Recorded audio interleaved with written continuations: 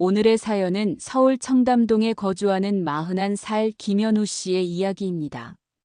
안녕하세요. 저는 김현우입니다. 41살이고 서울 청담동에서 성형외과 병원을 운영하고 있습니다. 제 이야기를 어디서부터 시작해야 할까요?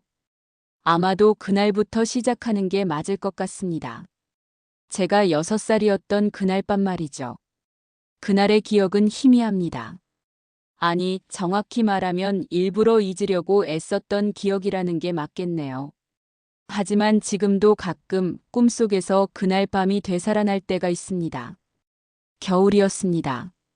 창문 밖에는 눈이 펑펑 내리고 있었어요.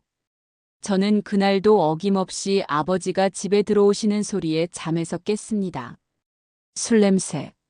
지금도 그 냄새를 기억합니다.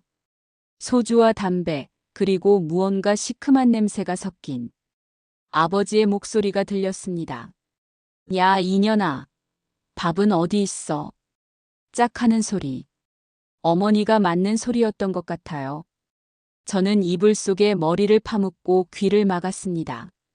하지만 소리는 계속 들렸죠. 냄비가 바닥에 떨어지는 소리, 유리컵이 깨지는 소리, 그리고 어머니의 낮은 신음소리. 제발. 현우 깰까봐. 조용히 좀 해줘. 뭐, 인연이 감히. 다시 뭔가 부딪히는 소리. 저는 눈을 꼭 감고 기도했어요. 하느님, 제발 그만하게 해주세요. 엄마가 아파요. 제발요. 하지만 그날 밤 하느님은 제 기도를 들어주지 않으셨습니다. 얼마나 시간이 지났을까요? 집안이 조용해졌습니다. 저는 조심스럽게 방문을 열고 거실로 나왔어요. 거실 바닥에는 깨진 그릇들과 엎질러진 국이 널려 있었고 아버지는 소파에서 코를 골며 자고 계셨습니다. 어머니는 부엌 구석에 쪼그리고 앉아 손등의 화상을 찬물에 식히고 계셨어요. 라면을 끓이다가 아버지가 휘두른 냄비에 데인 것이었습니다. 엄마. 저는 작은 목소리로 불렀습니다. 어머니가 고개를 돌리셨어요. 어머니의 얼굴에는 눈물 자국과 함께 뺨에 붉은 손자국이 선명하게 남아 있었습니다. 현우야. 자야지. 이리 와. 어머니는 저를 안아주셨어요. 그 품은 따뜻했지만 동시에 너무나 떨리고 있었습니다. 엄마. 아파? 아니야. 괜찮아. 우리 현우 걱정하지 마. 어머니는 제 머리를 쓰다듬으며 작은 목소리로 노래를 불러주셨어요. 제가 좋아하던 자장가였죠. 반짝반짝 작은 별 아름답게 비치네. 그리고 저를 방으로 데려가 재워주셨습니다. 현우야. 응? 엄마가 현우한테 하고 싶은 말이 있는데. 뭐? 어머니는 잠시 망설이시더니 제 이마에 키스를 해주셨습니다. 나중에 크면 꼭 행복하게 살아야 해. 알았지? 응. 엄마도 행복해야 돼. 그래. 그럴게. 그게 제가 어머니와 나눈 마지막 대화였습니다. 다음 날 아침 저는 어머니의 목소리에 깼습니다. 아니, 정확히는 어머니가 없다는 것을 깨달았습니다. 엄마, 엄마. 저는 집안을 뛰어다니며 어머니를 찾았어요. 거실에도 부엌에도 화장실에도 어디에도 어머니가 안 계셨습니다. 방 한쪽에는 어머니의 옷가지 몇 개가 사라진 흔적이 있었고 작은 가방도 보이지 않았어요. 아버지는 그제야 일어나셔서 담배를 피우고 계셨습니다. 아빠, 엄마 어디 갔어? 그년 나갔어. 언제 와? 안 와. 도망갔어, 그년. 왜? 아버지는 저를 쳐다보지도 않으셨어요. 너 때문이야, 새끼야. 너 낳고 키우느라 지쳤나 보지. 그 말이 정말 오랫동안 제 가슴에 박혀 있었습니다. 나 때문에 엄마가 떠난 거라고. 내가 엄마한테 짐이었다고. 그래서 엄마는 날 버리고 간 거라고. 그날 이후로 저는 어머니를 다시 보지 못했습니다. 20년 동안. 여러분, 현우 씨는 그렇게 어머니를 잃었습니다. 하지만 이건 시작에 불과했어요. 어머니가 떠난 뒤의 삶은 상상하는 것보다 훨씬 더 가혹했습니다. 과연 현우 씨는 어떻게 그 지옥 같은 시간을 견뎌냈을까요? 그리고 20년 뒤 어머니와의 재회는 어떤 방식으로 이루어졌을까요? 계속해서 듣고 싶으시다면 지금 구독 버튼을 눌러주세요. 그리고 여러분이라면 현우 씨의 어머니를 이해할 수 있을지 댓글로 의견을 남겨주세요. 이 이야기는 여러분의 참여로 더 의미 있어집니다. 어머니가 떠나고 나서 저의 삶은 완전히 달라졌습니다. 아버지는 더 심하게 술을 드셨어요. 매일 밤 술에 취해 들어오셨고, 이제 어머니 대신 저에게 화풀이를 하셨습니다. 야, 이 새끼야. 밥은 차렸어? 초등학교 2학년이었던 제가 할 수 있는 요리라곤 라면이 전부였습니다. 저는 매일 방과 후에 집에 와서 라면을 끓였어요. 그게 저와 아버지의 저녁 식사였습니다. 어떤 날은 아버지가 라면을 받아들고는 벽에 내던지셨어요. 이게 뭐야? 국물이 왜 이래? 못하는 게 없네, 진짜. 그럴 때면 저는 그냥 조용히 엎질러진 라면을 치웠습니다. 그리고 다시 끓였죠. 울지 않으려고 애쓰면서요. 학교에서도 저는 항상 혼자였습니다. 옷은 낡았고 냄새도 좀 났던 것 같아요. 빨래를 제대로 할 줄 몰랐거든요. 친구들은 저를 피했습니다. 제 집 가난한가 봐. 엄마도 없대. 같이 놀지 말자. 별로 상관없었어요. 저는 이미 친구보다 더 중요한 것을 깨달았으니까요. 살아남는 것. 그리고 이 지옥에서 벗어나는 것. 초등학교 5학년 때였습니다. 담임 선생님께서 저를 불러 세우셨어요. 현우야, 너 공부 좀 하는구나? 네. 이번 시험 전교 1등인데 수학도 100점이고 저는 그제야 제가 공부를 잘한다는 걸 알았습니다. 사실 특별히 노력한 건 아니었어요. 그냥 집에 있는 게 너무 싫어서 도서관에서 시간을 보냈을 뿐이었습니다. 거기는 따뜻했고 조용했고 아무도 저를 때리지 않았으니까요. 그리고 그곳에서 저는 책을 읽었습니다. 처음에는 만화책이었어요. 그 다음엔 동화책. 그리고 점점 더 어려운 책들을 읽게 되었죠. 현우야, 너 이대로 가면 좋은 중학교 갈 수 있겠는데? 선생님의 그 말이 제 인생의 전환점이었습니다. 좋은 학교에 가면 나도 다른 삶을 살 수 있을까? 그때부터 저는 목표가 생겼습니다. 공부를 해서 좋은 대학에 가서 의사가 되는 것. 왜 하필 의사냐고요? 어느 날 도서관에서 본 책 때문이었습니다. 슈바이처의 생애라는 책이었는데 그 책에서 슈바이처가 아픈 사람들을 치료해주는 장면이 나왔어요. 그 장면을 보며 저는 생각했습니다. 의사가 되면 사람들이 날 존경할까? 의사가 되면 아빠도 날 때리지 않을까? 의사가 되면 나도 행복해질 수 있을까? 순진한 생각이었죠. 하지만 그 순진한 꿈 하나가 저를 살아있게 만들었습니다. 중학교에 입학했습니다. 저는 장학금을 받아서 집 근처에 그나마 괜찮은 중학교에 다닐 수 있었어요. 하지만 문제는 생활비였습니다. 아버지는 일을 나가셨지만 버는 돈의 대부분을 술값으로 쓰셨거든요. 집에는 늘 냉장고가 텅 비어 있었습니다. 그래서 저는 신문 배달을 시작했습니다. 새벽 5시에 일어나서 자전거로 신문을 돌렸어요. 추운 겨울에도 비가 오는 날에도 매일 새벽에 일어나서 신문을 돌렸습니다. 한 달에 받는 돈은 35만 원 정도였던 것 같아요. 그 돈으로 저는 밥을 사 먹고 학용품을 샀습니다. 가끔은 참고서도 샀죠. 학교가 끝나면 도서관에 갔고 저녁 6시부터는 편의점 아르바이트를 했습니다. 밤 10시까지 일하고 집에 오면 11시. 그리고 새벽 1시까지 공부를 했습니다. 잠은 4시간. 그게 제 중학교 3년의 일상이었습니다. 힘들지 않았냐고요? 정말 죽을 것 같았습니다. 어떤 날은 정말로 이렇게 사느니 차라리 죽는 게 낫지 않을까 하는 생각도 들었어요. 하지만 그때마다 저는 어머니가 마지막으로 해주셨던 말을 떠올렸습니다. 나중에 크면 꼭 행복하게 살아야 해. 그 말 하나가 저를 붙잡았습니다. 그래, 나는 행복해져야 해. 엄마한테 약속했잖아. 나는 반드시 이 지옥에서 벗어날 거야. 그렇게 버텨낸 결과 저는 우리 지역에서 가장 좋은 고등학교에 진학할 수 있었습니다. 그리고 고등학교 3년 동안 저는 더 미친 듯이 공부했습니다.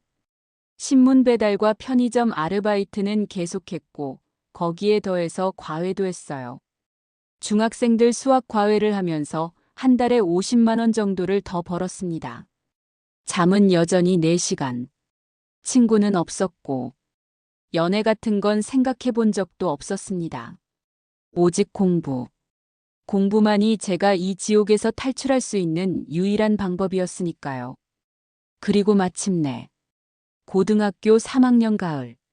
저는 수시 전형으로 서울대학교 의예과에 합격했습니다. 합격 통지서를 받았을 때의 기분을 저는 아직도 잊을 수가 없습니다. 혼자 있는 집에서 저는 그 통지서를 보며 소리 없이 울었어요. 해냈다. 나 해냈어. 이제 시작이야. 그날 밤 술 취해 들어온 아버지에게 저는 조심스럽게 말씀드렸습니다. 아버지, 저 서울대 붙었어요. 뭐? 의대요. 저 의사 될 수 있어요. 아버지는 저를 물끄러미 쳐다보셨습니다. 그리고 처음으로, 정말 처음으로 제 어깨를 툭 치셨어요. 그래. 잘했다. 그게 아버지가 제게 해주신 유일한 칭찬이었습니다. 현우 씨는 그렇게 지옥을 벗어났습니다. 하지만 서울대 의대 진학은 시작에 불과했어요. 그 이후 현우 씨에게는 어떤 일들이 기다리고 있었을까요? 그리고 과연 성공한 의사가 된 현우 씨는 정말로 행복을 찾을 수 있었을까요? 이 사연이 마음에 와닿으신다면 좋아요 버튼을 눌러주세요. 그리고 여러분의 응원 댓글은 현우 씨에게 큰 힘이 될 것입니다. 서울대학교 의예과. 입학하던 날의 기분을 저는 평생 잊지 못할 것 같습니다. 정문을 들어서면서 저는 생각했어요. 이제 시작이야. 진짜 내 인생이 시작되는 거야. 하지만 현실은 그리 녹록하지 않았습니다. 주변 친구들은 대부분 부유한 집안 출신이었어요. 강남에 사는 아이들, 외국어 고등학교 출신들, 해외 연수를 다녀온 친구들. 저는 그들 사이에서 항상 이방인 같았습니다. 현우야, 이번 방학 때 어디가? 아르바이트 할 거야. 에이, 놀아야지. 우리 동남아 여행 갈 건데 같이 갈래? 아니, 됐어. 바빠서. 사실은 돈이 없어서였죠. 등록금은 장학금으로 해결했지만 생활비는 여전히 제가 벌어야 했습니다. 저는 주말마다 고등학생 과외를 했고 방학 때는 독서실에서 아르바이트를 했어요. 그렇게 악착같이 돈을 모았습니다. 하지만 이상했어요. 예전처럼 힘들지가 않았습니다. 왜냐하면 이제 저에게는 희망이 있었으니까요. 의사가 되면 돈을 많이 벌 수 있고 그러면 절대로 예전 같은 가난한 삶으로 돌아가지 않아도 된다는 것. 그 생각이 저를 지탱해 주었습니다. 의대본과 2학년 때였습니다. 해부학 실습실에서 저는 한 여학생을 만났어요. 이름은 박서연. 서연이는 저와는 정반대의 사람이었습니다. 밝고 명랑하고 사교적이고 그리고 무엇보다 따뜻한 사람이었어요. 현우 씨, 점심 같이 먹어요. 아, 나 바빠서. 에이, 밥은 먹어야죠. 가요. 서연이는 제가 거절해도 계속 말을 걸었습니다. 처음에는 솔직히 부담스러웠어요. 저는 사람들과 어울리는 법을 몰랐거든요. 하지만 서연이는 포기하지 않았습니다. 현우 씨, 왜 항상 혼자 다녀요? 친구 없어요? 별로 필요 없어서. 에이, 그게 무슨 말이에요? 친구는 있어야죠. 넌 왜 나한테 계속 말 거는데? 현우 씨가 뭔가 외로워 보여서요. 그 말이 묘하게 가슴에 박혔습니다. 외로워 보인다. 맞았어요. 저는 외로웠습니다. 평생 외로웠죠. 하지만 그걸 인정하고 싶지 않았어요. 외로움을 인정하면 제가 약해 보일 것 같았거든요. 나 안 외로운데. 그래요? 그럼 됐다. 서연이는 환하게 웃으며 제 팔을 끌었습니다. 그래도 밥은 같이 먹어요. 사람이 혼자 먹는 것보다 같이 먹는 게 맛있잖아요. 그렇게 서연이와 저는 자주 같이 밥을 먹게 되었습니다. 그리고 어느 순간 저는 서연이가 없는 하루가 허전하다는 걸 깨달았어요. 본과 4학년 겨울, 저는 서연이에게 고백했습니다. 서연아. 응? 나. 너 좋아해. 서연이는 잠시 놀란 표정을 짓더니 곧 눈물을 글썽이며 웃었어요. 바보. 나도 좋아한 지 오래됐는데. 왜 이제야 말해요? 미안. 나. 이런 거 처음이라서. 알아요. 괜찮아요. 서연이는 제 손을 꼭 잡아주었습니다. 현우 씨 과거가 어땠든 가족이 어떻든 나는 상관없어요. 지금의 현우 씨가 좋아요. 그것만으로 충분해요. 그때 저는 처음 알았습니다. 사랑받는다는 게 어떤 기분인지, 누군가에게 있는 그대로의 나를 받아들여진다는 게 얼마나 소중한 일인지. 전공의 시절은 정말 힘들었습니다. 밤새 수술실에 들어가 있고 쪽잠을 자고 또 수술실에 들어가고. 하지만 서연이가 있었기에 견딜 수 있었어요. 서연이도 같은 병원의 내과 전공이었는데 가끔 새벽에 옥상에서 만나 컵라면을 나눠 먹곤 했습니다. 현우야, 힘들지? 응. 너는? 나도. 그래도 우리 힘내자. 응. 고마워. 뭐가? 그냥 있어줘서. 전문의를 따고 나서 저는 성형외과를 선택했습니다. 많은 사람들이 물었어요. 현우야, 넌 실력이 좋은데 왜 성형외과야? 좀 더 의미 있는 과를 하지 그래. 솔직히 말하자면 돈 때문이었습니다. 저는 여전히 가난이 두려웠어요. 다시는 그 지옥 같은 생활로 돌아가고 싶지 않았습니다. 성형외과는 돈을 많이 벌 수 있는 과였고 개원하기도 좋았거든요. 이상주의 의사로서의 사명감. 미안하지만 저에게는 그런 게 없었어요. 저는 그저 살아남고 싶었고 경제적으로 안정되고 싶었을 뿐입니다. 그리고 32살 저는 청담동의 작은 성형외과를 개원했습니다. 처음에는 환자가 별로 없었어요. 광고비도 부족했고 인지도도 없었으니까요. 하지만 저는 포기하지 않았습니다. 하나하나 정성스럽게 수술했고 환자들에게 친절하게 대했어요. 그리고 입소문이 나기 시작했습니다. 김현우 원장님 실력 진짜 좋던데? 성형 티 안 나게 자연스럽게 해주시더라. 상담도 친절하고 과잉 진료도 안 하고. 점점 환자가 늘어났고 병원도 커졌습니다. 그리고 35살 저는 서연이와 결혼했어요. 결혼식 날 저는 턱시도를 입고 거울을 보며 생각했습니다. 드디어 나도 행복해지는 건가? 서연이의 가족들은 모두 따뜻한 사람들이었어요. 장인어른은 대기업 임원이셨고 장모님은 약사셨습니다. 경제적으로도 여유가 있으셨죠. 처음에는 제 집안 배경을 걱정하셨던 것 같아요. 하지만 서연이가 강하게 설득했습니다.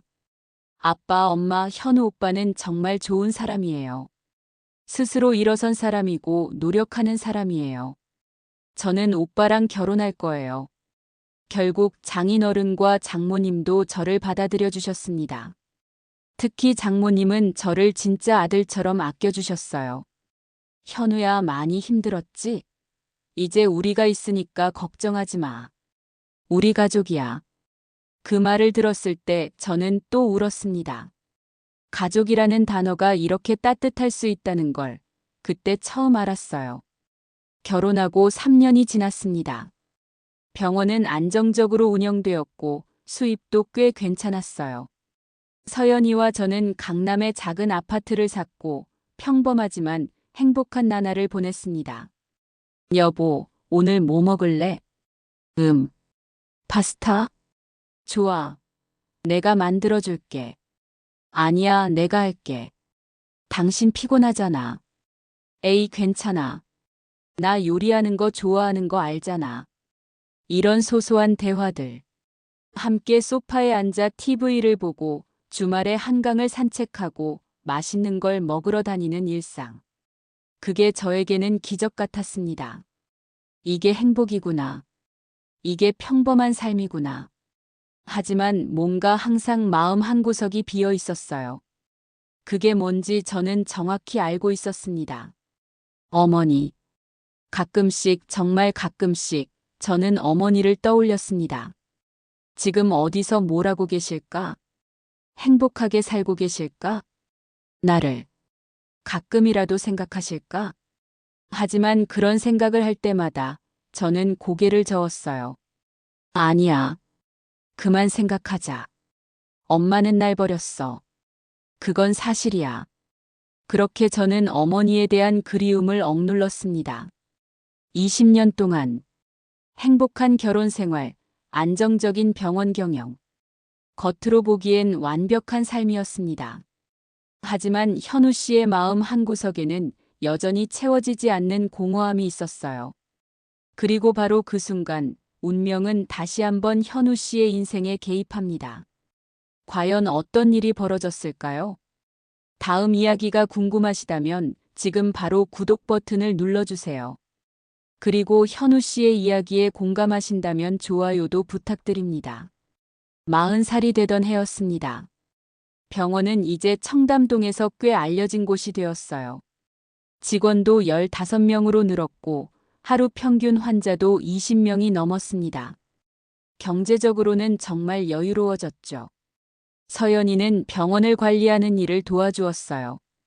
원래는 내과 의사였지만 결혼하고 나서는 제 병원의 원무과장 역할을 해주었습니다. 여보, 이번 달 실적 나왔어. 작년 대비 25% 성장이야. 정말 대단한데? 다 당신 실력 덕분이지. 재수술 환자가 계속 소개로 오잖아. 그래도 당신이 경영을 잘해줘서 가능한 거야. 우리는 좋은 팀이었습니다. 일도 잘 맞았고 삶도 잘 맞았어요. 그런데 최근 들어 서연이가 자꾸 이런 말을 하기 시작했습니다. 여보, 우리 이제 집 좀 넓은 데로 옮길까? 지금도 괜찮은데? 그래도 당신 진료실 겸 서재도 필요하고 나도 취미 공간이 좀 있었으면 좋겠어. 그리고 아기 방도 있어야 하잖아. 아기. 우리는 결혼한 지 5년이 되었지만 아직 아이가 없었어요. 처음 몇 년은 둘 다 바빠서 아이를 미뤘고 그 다음에는 서연이의 건강 문제로 조금 어려웠거든요.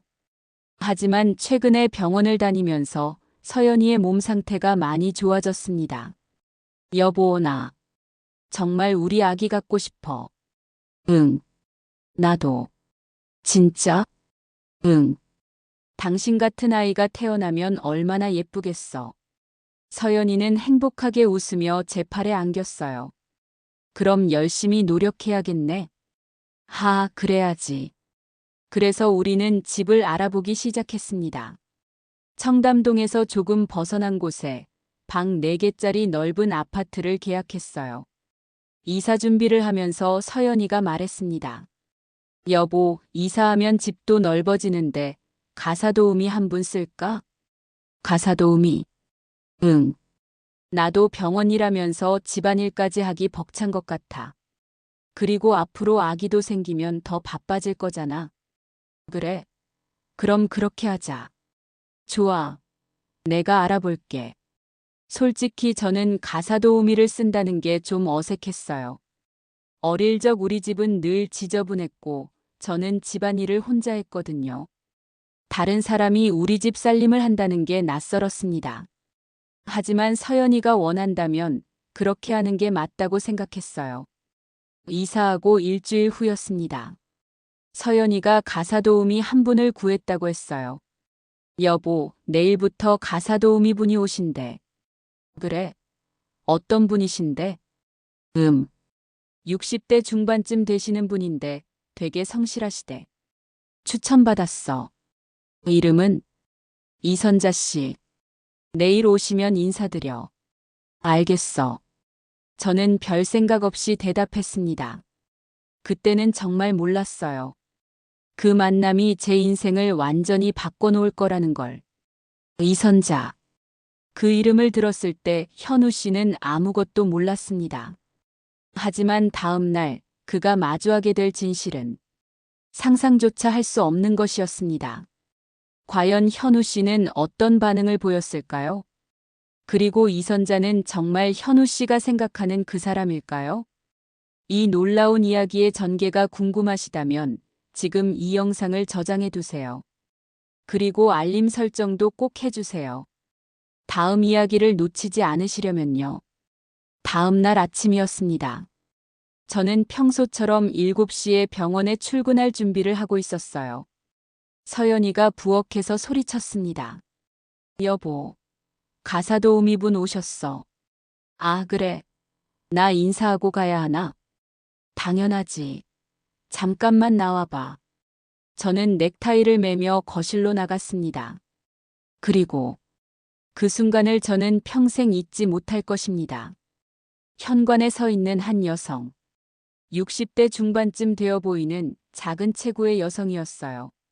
머리는 짧게 자르셨고 옷은 검소했습니다.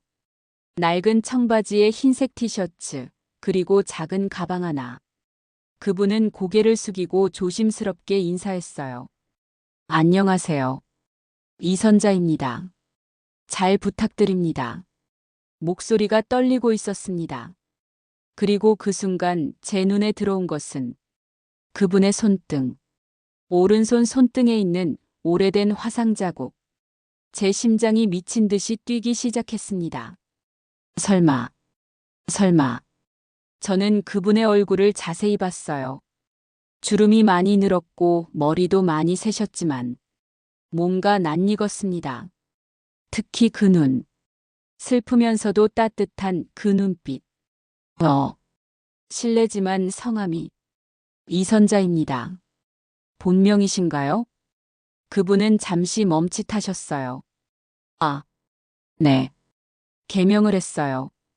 예전 이름은 사정이 있어서 제 머릿속이 하얗게 변했습니다. 엄마인가? 하지만 확신할 수 없었어요. 20년이라는 시간은 사람을 너무 많이 변하게 만들었으니까요. 그리고 제 기억 속의 엄마는 희미했습니다. 아, 네. 반갑습니다. 저는 김현우입니다. 네. 알고 있습니다. 그분은 고개를 더 깊이 숙이셨어요. 손이 떨리고 있었습니다. 서연이가 밝게 말했어요. 이선자 씨, 이쪽이 제 남편이에요. 성형외과 의사이고요. 평소에는 좀 무뚝뚝해 보여도 착한 사람이니까 편하게 대하세요. 네. 감사합니다. 저는 더 이상 그분을 쳐다볼 수 없었어요. 가슴이 너무 떨렸거든요. 출근해야 해서요. 먼저 갈게요. 벌써? 아침은 병원에서 먹을게. 먼저 가 있어. 저는 급하게 현관문을 나섰습니다. 엘리베이터를 타고 내려가는 동안 저는 숨을 제대로 쉴 수가 없었어요. 설마 그 사람이 엄마일 리가 없어. 말도 안 돼. 세상이 그렇게 좁을 리가 없잖아. 하지만 마음 한구석에서는 계속 속삭였습니다. 손등의 화상 자국, 그 눈빛, 떨리는 목소리, 그리고 뭔가 낯익은 느낌. 혹시? 그날 하루 저는 일에 집중할 수가 없었습니다. 환자를 상담하면서도 수술을 하면서도 계속 그 사람 생각만 났어요. 확인해야 해. 확실하게. 오후 3시쯤 저는 병원 원무과 직원에게 조용히 부탁했습니다. 민지 씨, 저한테 개인적으로 부탁 하나 해도 될까요? 네, 원장님. 뭐든지요. 이선자라는 이름으로 주민등록번호 조회 좀 해줄 수 있어요? 비밀로 해주고요. 아, 네. 알겠습니다. 조금 미안했지만 저는 알아야 했습니다. 만약 정말 그 사람이 엄마라면, 그럼 어떻게 하지? 저는 그 답을 아직 몰랐습니다. 1시간 후, 민지 씨가 조심스럽게 제 진료실로 들어왔어요. 원장님, 조회 결과 나왔습니다. 그래요. 뭐가 나왔어요? 이선자 씨는 10년 전에 개명하셨네요. 원래 이름은 민지 씨가 종이를 건넸습니다. 그 순간 제 손이 떨렸어요. 종이에 적힌 이름, 유미숙, 그리고 생년월일 본적지, 모두 일치했습니다. 원장님, 괜찮으세요? 얼굴이 안 좋으신데. 아, 아니에요. 괜찮아요.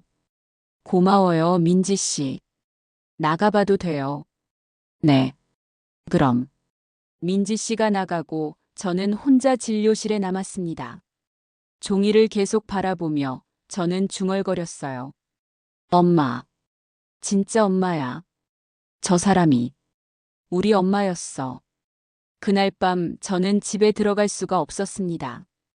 병원 주차장에서 1시간 넘게 차 안에 앉아 있었어요. 어떻게 하지?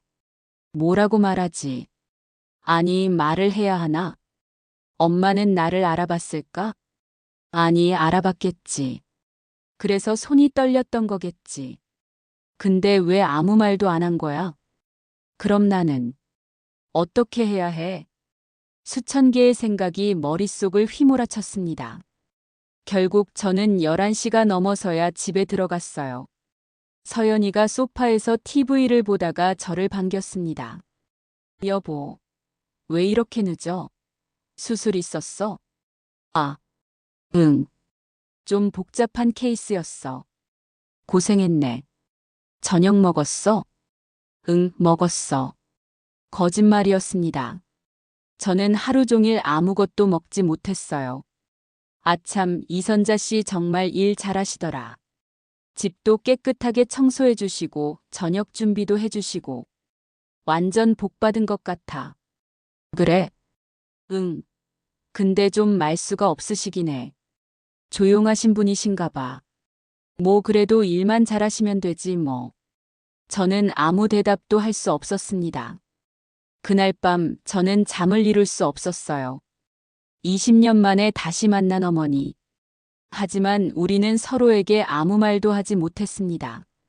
현우 씨는 확인했습니다. 그 사람이 정말로 자신의 어머니라는 것을.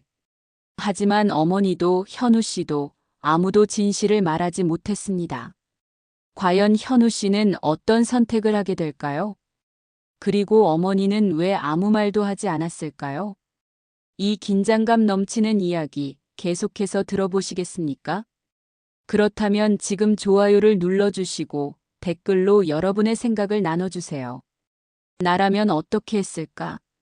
생각해 보시면서 말이죠. 다음 날부터 일주일 동안 저는 지옥 같은 시간을 보냈습니다. 매일 아침 출근할 때 어머니와 마주쳤어요. 안녕하세요. 네, 안녕하세요. 짧은 인사. 그게 전부였습니다. 어머니는 항상 고개를 숙이고 계셨고 저를 똑바로 쳐다보지 못하셨어요. 저 역시 어머니를 똑바로 볼 수가 없었습니다. 서연이는 아무것도 모르고 있었어요. 여보, 이선자 씨 정말 좋은 분이야. 오늘도 집 정리 완벽하게 해주시고 저녁으로 된장찌개 끓여주셨는데 진짜 맛있더라. 그래. 근데 당신 요즘 왜 그래? 무슨 일 있어? 아니, 없어. 그냥 좀 피곤해서.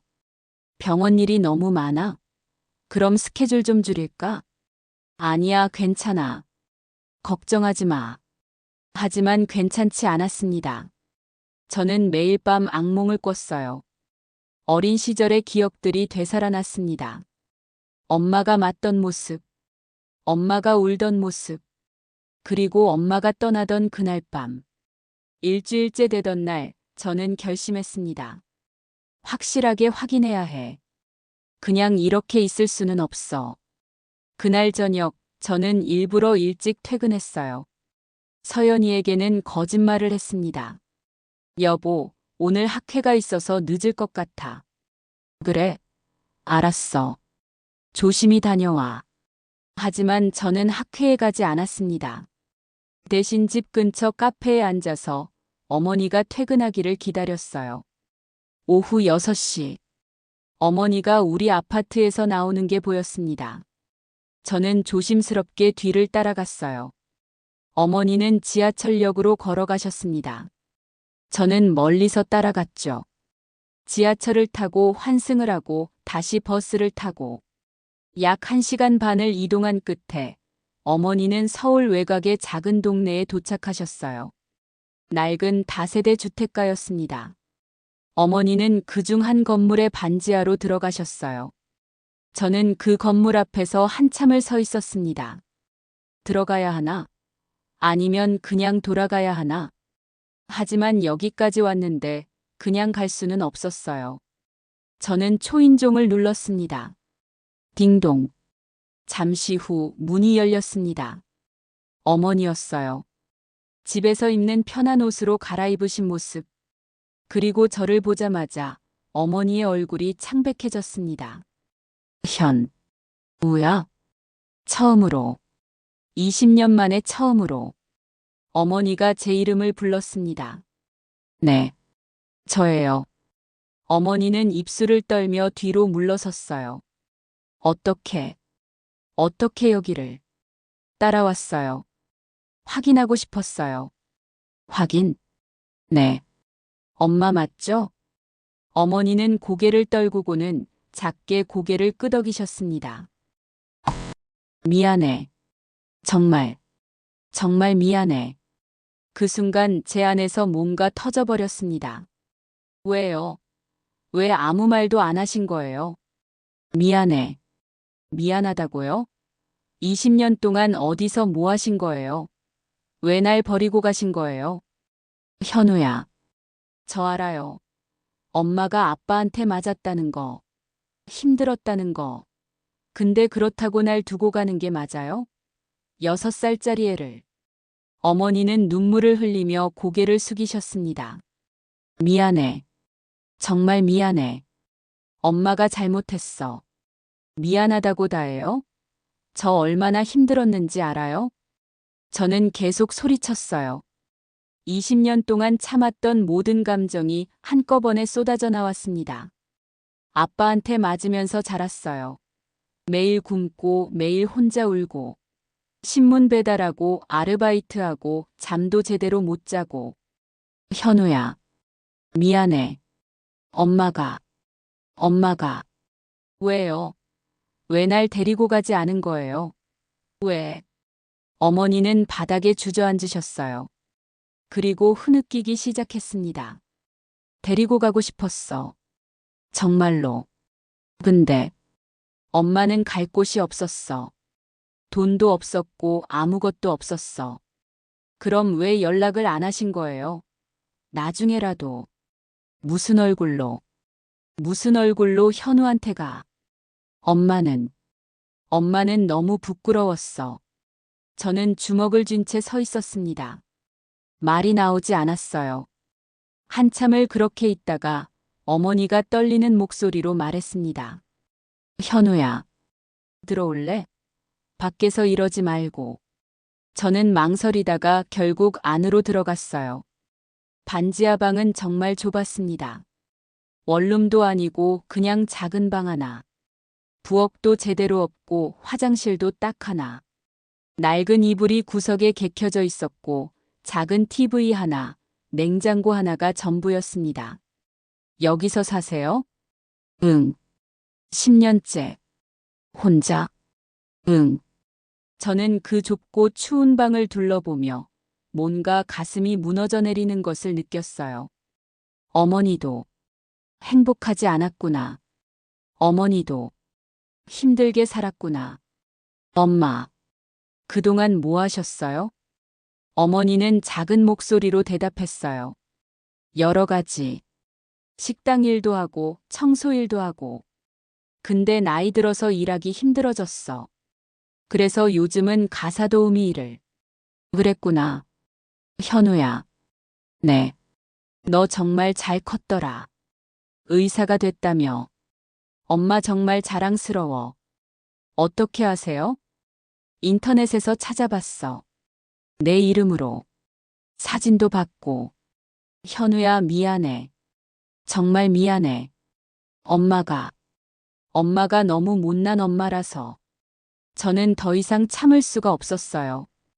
그동안 쌓였던 분노, 원망, 슬픔, 그리움. 모든 감정이 한꺼번에 터져나왔습니다. 저는 그 자리에 주저앉아 소리내어 울었습니다. 엄마, 나 정말 보고 싶었어요. 어머니도 저를 꼭 안아주셨어요. 현우야, 엄마도 매일 그리웠어. 미안해. 정말 미안해. 우리는 그렇게 한참을 울었습니다. 20년 동안 참았던 눈물을. 드디어 현우 씨와 어머니는 마주했습니다. 하지만 재회의 기쁨보다는 서로의 아픔이 먼저 쏟아져 나왔어요. 현우 씨는 과연 어머니를 용서할 수 있을까요? 그리고 어머니에게는 어떤 사연이 숨겨져 있었을까요? 이 감동적인 이야기의 마지막까지 함께 해주세요. 구독과 알림 설정, 그리고 댓글로 응원의 메시지를 남겨주시면 감사하겠습니다. 여러분의 한마디 한마디가 큰 힘이 됩니다.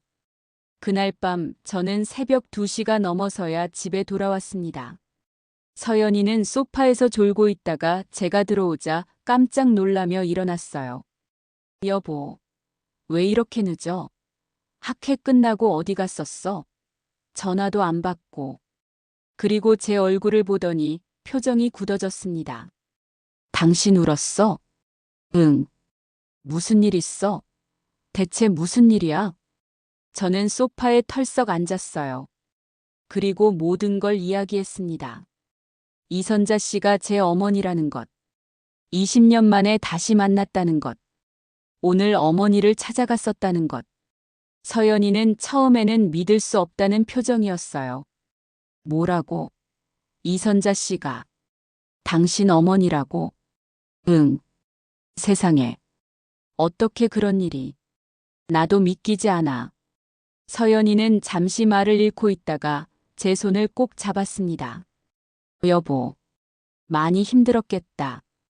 괜찮아? 모르겠어. 어떻게 해야 할지.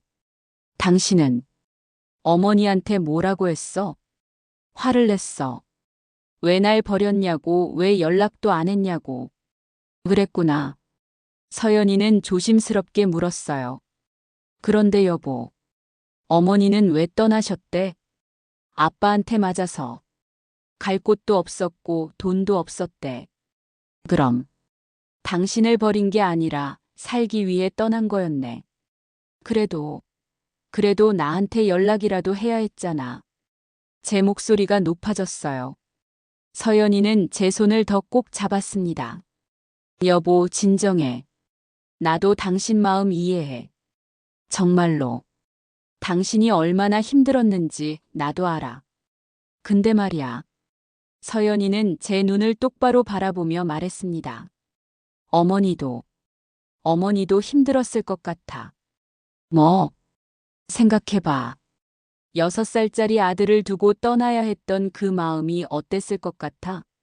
그 후에도 매일매일 아들 생각하면서 하지만 돌아갈 수 없어서 고통스러웠을 것 같지 않아? 그래도 라고 하지 마. 여보. 서연이의 목소리가 단호해졌어요. 당신은 어머니한테 버림받았다고 생각하지만 어쩌면 어머니는 당신을 지키기 위해 떠났을 수도 있어. 지키기 위해? 응. 당신 아버지가 그렇게 폭력적이었다며. 어쩌면 어머니가 더 있었으면 당신까지 다칠 수도 있었잖아. 아니면 어머니가 더 심하게 맞아서 돌이킬 수 없는 일이 생길 수도 있었고. 저는 아무 말도 할 수 없었습니다. 서연이는 계속 말했어요. 그리고 말이야, 연락 못한 것도 어쩌면 연락하고 싶었지만 할 수 없었던 거 아닐까? 부끄러워서 미안해서 무슨 얼굴로 연락하냐고 생각했을 수도 있잖아. 여보, 나는 당신이 어머니를 용서하라는 게 아니야. 당신이 화내고 원망할 권리가 있어. 분명히 있어. 하지만 말이야. 서연이는 눈물을 글썽이며 말했습니다. 지금 이렇게 다시 만난 거. 이건 기적이야. 정말로. 세상에 이런 일이 얼마나 흔하겠어. 20년 만에 이렇게 우연히 다시 만나다니. 그리고 어머니는 지금 우리 집에서 일하고 계시잖아. 아마도 당신이 잘 사는 걸 보고 싶었던 거 아닐까? 당신 얼굴이라도 보고 싶어서 그래서 이 일을 받으신 거 아닐까? 저는 그제야 깨달았습니다. 어머니가 왜 우리 집 가사도우미 일을 받으셨는지. 수많은 집 중에 하필 우리 집. 그건 우연이 아니었을 수도 있어요. 어쩌면 어머니는 저를 보고 싶어서. 여보. 서연이가 저를 안아주었어요. 울어도 돼. 울고 싶으면 울어. 그리고 천천히 생각해봐. 어머니를 어떻게 대할지는 당신이 결정하는 거야. 나는 당신 편이야. 항상. 저는 서연이의 품에 안겨 또 울었습니다. 그날 밤 저는 정말 많이 울었어요. 다음 날 아침 저는 결정을 내렸습니다. 일단 이야기를 더 들어보자. 엄마의 이야기를. 출근하기 전 저는 어머니께 조심스럽게 말씀드렸어요. 이선자 씨. 네. 시간 되실 때 이야기 좀 나눌 수 있을까요? 어머니는 놀란 표정으로 저를 쳐다보셨어요. 그리고 작게 고개를 끄덕이셨습니다. 네. 좋아요. 오늘 저녁에 제가 일찍 들어올게요. 그때 이야기해요. 알겠습니다. 현우 씨는 드디어 마음의 문을 조금 열기 시작했습니다. 하지만 아직 많은 질문이 남아 있었어요. 어머니에게는 어떤 사연이 있었을까요? 20년 동안 어머니는 무엇을 하며 살아왔을까요? 그리고 두 사람은 정말로 다시 가족이 될 수 있을까요? 이 감동적인 이야기의 클라이맥스가 다가오고 있습니다. 여러분의 구독과 좋아요가 이 이야기를 더 많은 사람들에게 전하는 힘이 됩니다. 지금 바로 눌러주세요. 그날 저녁, 저는 약속대로 일찍 퇴근했습니다. 집에 도착했을 때 서연이가 현관에서 저를 맞이했어요. 여보, 이선자 씨. 아니, 어머니께서 거실에 계셔. 응. 나는 방에 있을게. 둘이 천천히 이야기해. 고마워. 서연이는 제 손을 꼭 쥐어주고는 방으로 들어갔습니다. 저는 심호흡을 하고 거실로 들어갔어요. 어머니는 소파에 조심스럽게 앉아 계셨습니다. 손을 무릎 위에 가지런히 올려놓으신 채 고개를 숙이고 계셨어요. 어머니가 깜짝 놀라며 고개를 들었습니다. 어머니라고 불러도 돼요? 네. 괜찮아요. 저는 어머니 맞은편 소파에 앉았습니다. 한참 동안 침묵이 흘렀어요. 먼저 입을 연 건 저였습니다. 어머니, 말씀해 주실 수 있어요? 그동안 어떻게 지내셨는지. 어머니는 떨리는 손으로 물을 한 모금 마시고 천천히 이야기를 시작했습니다. 현우야, 엄마가 집을 나간 건 내가 6살 때였지. 그날 밤,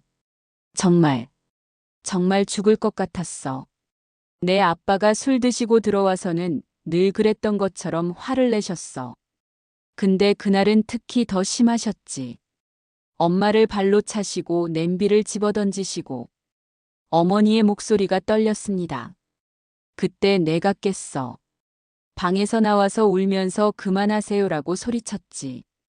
그 순간 엄마는 정말 무서웠어. 무서웠다고요? 응. 내 아빠가 너한테까지 손을 댈까봐.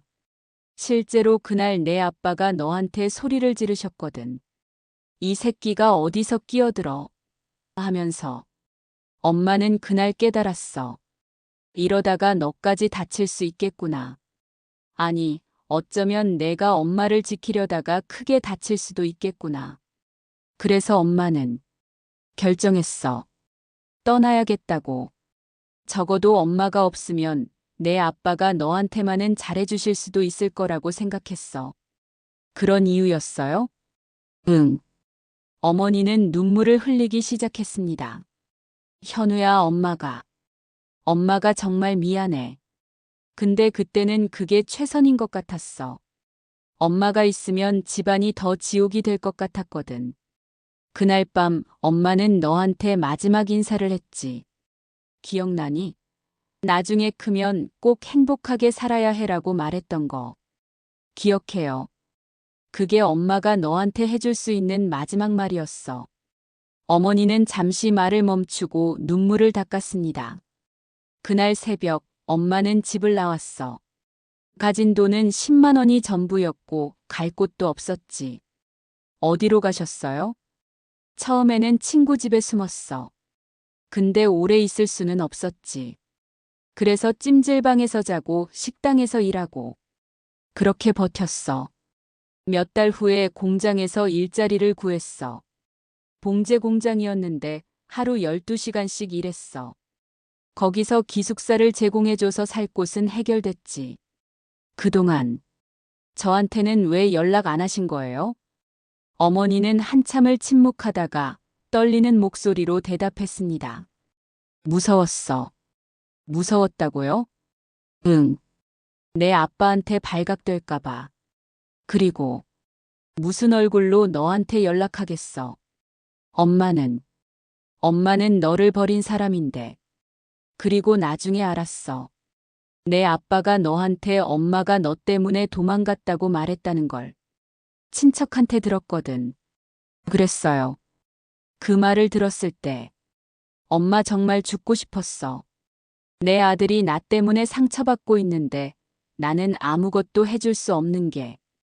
어머니는 소리내어 울기 시작했습니다. 미안해. 정말 미안해. 엄마가 못나서. 엄마가 무능해서. 저도 눈물이 났습니다. 엄마. 그 후로도 엄마는 계속 일했어. 돈을 모았어. 언젠가 너한테 줄 수 있을 거라고 생각하면서. 근데 어느 순간 시간이 너무 많이 흘러버렸어. 10년, 15년. 시간이 지날수록 너한테 가기가 더 무서워졌어. 너는 이미 다 컸을 거고, 엄마를 원망하고 있을 거고. 그래서 엄마는 그냥 멀리서만 지켜보자고 생각했어. 어떻게 지켜보셨어요? 인터넷으로. 내 이름으로 검색했어. 그래서 알았어. 내가 서울대 의대에 합격했다는 것, 의사가 되었다는 것, 병원을 개원했다는 것. 어머니는 작게 미소 지었어요. 현우야, 엄마 정말 자랑스러웠어. 내가 그렇게 훌륭하게 컸다는 게. 엄마는 아무것도 해준 게 없는데. 그리고 올해 초에 가사도우미 업체에서 일을 구했어. 그런데 어느 날 내 아내분이 연락을 하신 거야. 청담동 집에서 가사도우미가 필요하다고. 그때 알았어요? 제 집이라는 걸. 응. 주소를 보고 검색해봤는데 내 병원이랑 가까운 주소더라고. 그래서 혹시나 해서 물어봤어. 혹시 김현우 원장님 댁 맞나요? 했더니 그렇다고 하시더라. 엄마는 그 순간 너무 떨렸어. 이걸 받아도 되나? 아니면 거절해야 하나? 고민했는데. 그래도 오신 거예요. 응. 현우야. 엄마는 그냥 내 얼굴이라도 보고 싶었어. 내가 어떻게 사는지 행복한지. 그게 너무 궁금했어. 어머니는 제 눈을 바라보며 말했습니다. 그리고 첫날 너를 봤을 때 엄마는 정말 목이 메어 말을 잇지 못했어요. 너무 많이 컸더라. 엄마 기억 속에 작은 현우가 이렇게 크고 멋진 남자가 되어 있더라. 그리고 행복해 보이더라. 그 순간 엄마는 안도했어. 아, 현우는 잘 살고 있구나. 내가 없어도 잘 컸구나. 그래서 엄마는 말을 못했어. 이제 와서 나타나서 너를 혼란스럽게 하고 싶지 않았거든. 저는 어머니의 이야기를 듣고 가슴이 무너져 내리는 것을 느꼈습니다. 어머니도 힘들었구나. 어머니도 아팠구나. 어머니도 저를 사랑했구나. 엄마. 응? 엄마 원망했어요. 정말 많이.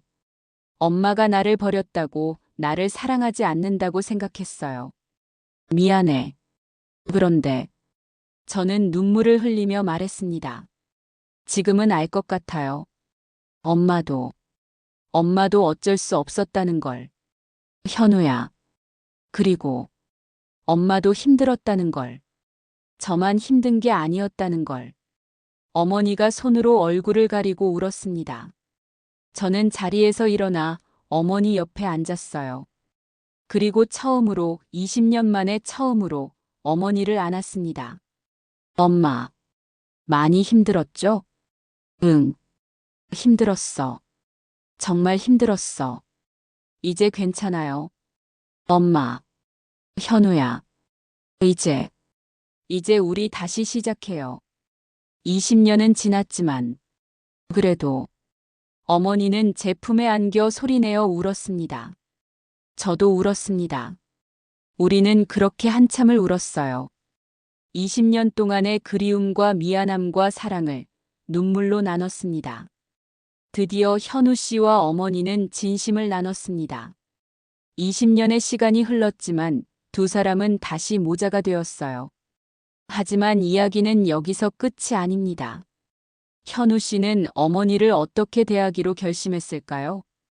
그리고 두 사람의 미래는 어떻게 될까요? 마지막 챕터 놓치지 마세요. 지금 좋아요와 구독 버튼을 눌러주시고 댓글로 응원의 메시지를 남겨주세요. 여러분의 따뜻한 마음이 이 이야기를 더욱 빛나게 합니다. 그날 밤 저는 서연이와 오랫동안 이야기를 나눴습니다. 여보, 나 엄마를 제대로 모시고 싶어. 응, 그래야지. 근데 어떻게 해야 할지 모르겠어. 같이 살아야 할까? 아니면. 서연이는 잠시 생각하더니 말했어요. 일단 급하게 결정할 필요는 없을 것 같아. 어머니도 당신도 다 시간이 필요하잖아. 그렇지. 일단은 어머니가 편안하게 지낼 수 있도록 우리가 집을 구해드리는 건 어때? 우리 집 근처에. 근처에? 응. 그럼 자주 볼 수도 있고 어머니도 독립적으로 지내실 수 있잖아. 갑자기 같이 살면 서로 불편할 수도 있고. 저는 고개를 끄덕였어요. 맞아. 그게 좋을 것 같아. 그리고 말이야. 서연이는 제 손을 꼭 잡으며 말했습니다. 여보, 어머니한테 가사 도우미 일은 그만두시라고 하자. 이제 편히 쉬셔야지. 응. 나도 그렇게 하고 싶어. 우리가 생활비 드리면 되잖아. 우리 경제적으로 여유 있는데 어머니가 왜 힘들게 일을 하셔. 저는 서연이를 꼭 안았습니다. 고마워. 정말 고마워. 뭐가? 나도 이제 어머니 모실 수 있게 돼서 기뻐. 시어머니 모시는 거잖아. 다음 날 저는 어머니께 제안을 드렸습니다. 엄마, 저희가 집을 하나 구해드릴게요. 저희 집 근처에요. 어머니는 깜짝 놀라며 손을 저었어요. 아니야, 현우야. 괜찮아. 엄마는 지금 살던 데서 살게. 엄마, 그 반지하방. 너무 춥고 습하잖아요. 건강에 안 좋아요. 괜찮아. 엄마는 익숙해. 엄마. 저는 어머니의 손을 잡았습니다. 제발요. 제가 하고 싶은 거예요. 20년 동안 아무것도 못 해드렸잖아요. 이제라도 효도하고 싶어요. 현우야. 그리고 가사 도우미 일도 그만두세요. 이제 편히 쉬세요. 그럼 엄마가 뭘 하고 살아? 생활비는 제가 드릴게요. 엄마, 저 이제 의사예요. 경제적으로 여유 있어요. 어머니는 눈물을 흘리며 고개를 저었어요. 현우야. 엄마가 무슨 자격으로? 엄마는 너한테 아무것도 해준 게 없는데. 엄마. 저는 어머니를 똑바로 바라보며 말했습니다. 엄마가 저를 낳아주셨잖아요. 6살까지 키워주셨잖아요. 그리고 저를 사랑해주셨잖아요. 그걸로 충분해요. 엄마, 저한테 다시 한번 기회를 주세요. 아들로서 엄마를 돌볼 기회를요. 어머니는 한참을 울다가 마침내 고개를 끄덕였습니다. 고마워, 현우야. 정말 고마워. 그렇게 우리는 어머니를 위한 집을 구하기 시작했습니다. 우리 아파트에서 걸어서 10분 거리에 있는 깨끗하고 밝은 투룸 아파트를 계약했어요. 가구도 새로 사들이고 가전제품도 모두 새 것으로 준비했습니다. 이사하는 날 어머니는 새 집을 둘러보시며 계속 눈물을 흘리셨어요. 현우야, 이런 좋은 집에서 엄마가 살아도 되는 거니? 당연하죠. 엄마 집이에요. 너무 좋다. 꿈만 같아. 서연이가 어머니의 손을 잡으며 말했습니다. 어머님, 이제 편히 쉬세요. 그리고 자주 저희 집에 놀러 오세요. 밥도 같이 먹고요. 고마워. 정말 고마워, 서연아. 그 후로 우리의 일상이 바뀌었습니다. 매주 주말마다 어머니를 모시고 외식을 나갔어요. 처음에는 어색했습니다. 어머니도 저도 서연이도. 하지만 시간이 지나면서 점점 자연스러워졌어요. 엄마, 이거 드셔보세요. 맛있어요. 응. 고마워. 어머님, 김치 더 드릴까요? 아니야, 괜찮아. 서연이 너도 많이 먹어. 이런 평범한 대화들. 저는 이런 순간들이 너무 소중했습니다. 아, 이게 가족이구나. 이게 엄마랑 밥 먹는 거구나. 어느 날 어머니가 조심스럽게 물었어요. 현우야, 내 아버지는 어떻게 지내시니? 저는 잠시 침묵했습니다. 작년에 돌아가셨어요. 그랬구나. 간암이었어요. 술을 너무 많이 드셔서. 어머니는 복잡한 표정을 지었습니다. 그래. 그 사람도 참 불행한 사람이었어. 엄마는 아빠를 미워하지 않으세요? 어머니는 고개를 저었어요. 미워했지. 오랫동안. 근데 이제는 그냥 불쌍해. 그 사람도 상처받은 사람이었을 거야. 그걸 제대로 표현할 줄 몰랐던 거지. 현우야, 너도 내 아빠를 미워하지 마. 그 사람 나름대로는 널 사랑했을 거야. 저는 아무 대답도 할 수 없었어요. 아버지를 용서할 수 있을지는 모르겠지만 어머니의 그 말이 조금은 위로가 되었습니다. 몇 달이 지났습니다. 어머니는 점점 건강해지셨어요. 얼굴에도 혈색이 돌고 표정도 밝아지셨습니다. 저도 변했습니다. 마음속 깊은 곳에 있던 공허함이 조금씩 채워지는 것 같았어요. 그리고 어느 날, 서연이가 저에게 놀라운 소식을 전했습니다. 여보, 나 임신했어. 뭐라고? 임신했어. 우리 아기 생겼어. 저는 서연이를 안아들었습니다. 정말? 정말이야? 응. 방금 병원에서 확인했어. 우리는 함께 기쁨의 눈물을 흘렸어요. 그리고 그 소식을 어머니께 전했을 때, 어머니는 두 손으로 입을 막고 눈물을 흘리셨습니다. 현우야, 정말 엄마가 할머니가 되는 거니? 네, 엄마. 축하해주세요. 어머니는 서연이를 꼭 안으셨어요. 고마워. 정말 고마워, 서연아. 이렇게 행복한 날이 올 줄. 엄마는 꿈에도 몰랐어. 그날 저녁, 우리 셋은 함께 저녁을 먹었습니다. 그리고 아기 이름을 뭐로 지을까 이야기했어요. 엄마, 아기 이름 지어주실래요? 어머, 엄마가. 네. 할머니가 지어주시면 좋을 것 같아요. 어머니는 잠시 생각하시더니 조심스럽게 말씀하셨습니다. 은우는 어때? 은혜로운 우리 아기라는 뜻으로. 은우. 예쁘다. 이름 좋은데? 여보. 응. 좋아. 은우, 김은우. 그렇게 우리는 새로운 시작을 준비했습니다. 가족으로서. 현우 씨의 가족은 이제 완전해졌습니다. 어머니도 아내도 그리고 곧 태어날 아기도. 20년의 시간이 흘렀지만 사랑은 결국 그들을 다시 하나로 만들었어요. 하지만 이야기는 아직 끝나지 않았습니다. 마지막 에필로그에서 현우 씨의 깨달음과 메시지를 들어보시겠습니다. 끝까지 함께 해주세요. 그리고 이 이야기가 감동적이었다면 지금 바로 구독 버튼을 눌러주세요. 여러분의 구독 하나하나가 저희에게 큰 힘이 됩니다. 지금 저는 바다를 보고 있습니다. 어머니와 서연이와 함께. 서연이는 임신 6개월이 되어서 배가 조금 불러왔어요. 저는 서연이의 손을 잡고 있고 어머니는 제 옆에서 미소 지으며 바다를 바라보고 계십니다. 엄마, 바다 보니까 어때요? 좋다. 정말 좋아. 자주 올게요. 우리.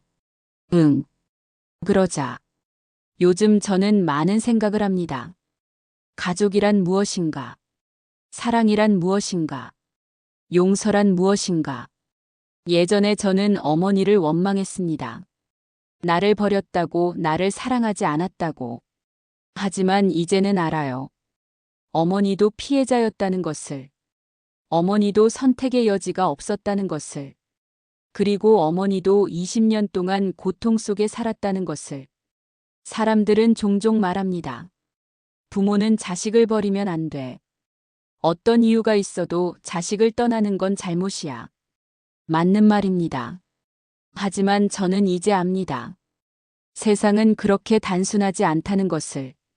때로는 떠나는 것이 유일한 선택일 때가 있다는 것을. 때로는 떠나는 것이 사랑의 표현일 수도 있다는 것을. 어머니는 저를 지키기 위해 떠났습니다. 저를 버린 게 아니라 저를 지키기 위해. 그리고 20년 동안 저를 그리워하며 살았습니다. 제가 깨달은 것은 이것입니다.